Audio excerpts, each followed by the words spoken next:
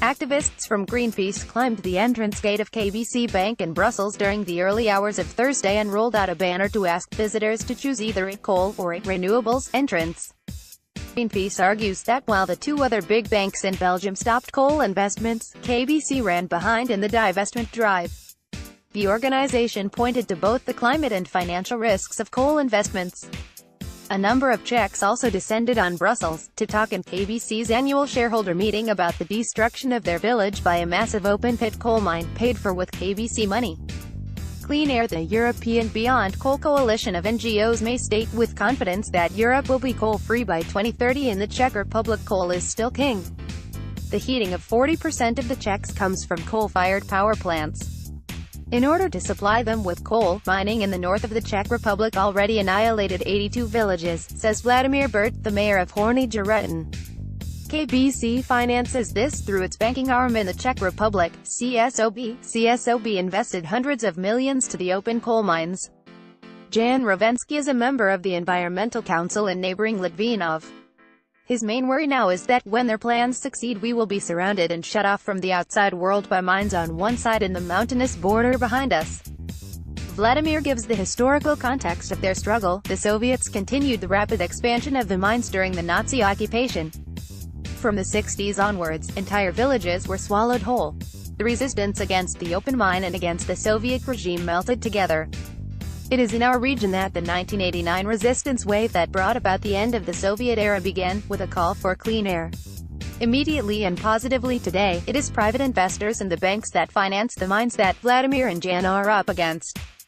The mines have also recently started to receive support from abroad. But Horní Žeretín grew into an international meeting place and resistance hub, under the slogan, "We are the limits." Last year, people from all over Europe came together here to occupy the mine for a day and thus paralyze production. Jan Rovensky thinks that they are now really at a turning point. If they do not expand in the 5 years that their license still remains, it's game over for Czech coal. The Czech government recently allowed a limited expansion of one mine, allowing the massive 150 meters long and 60 meters high digging machine to come as close as 300 meters from the houses of Litvínov. But Czech coal looks at CSOB for money and CSOB looks at KBC for approval. The good news is that KBC reacted immediately and positively to the Greenpeace hijack of their shareholder meeting. It is likely they had seen the storm brewing on the horizon, as the demand to divest from all coal investments is not new.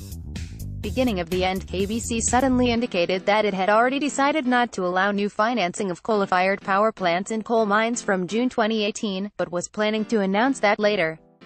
The bank still makes one exception for existing coal-fired plants for centrally controlled heating. According to KBC, that's a question of not suddenly leaving 40% of Czech people out in the cold.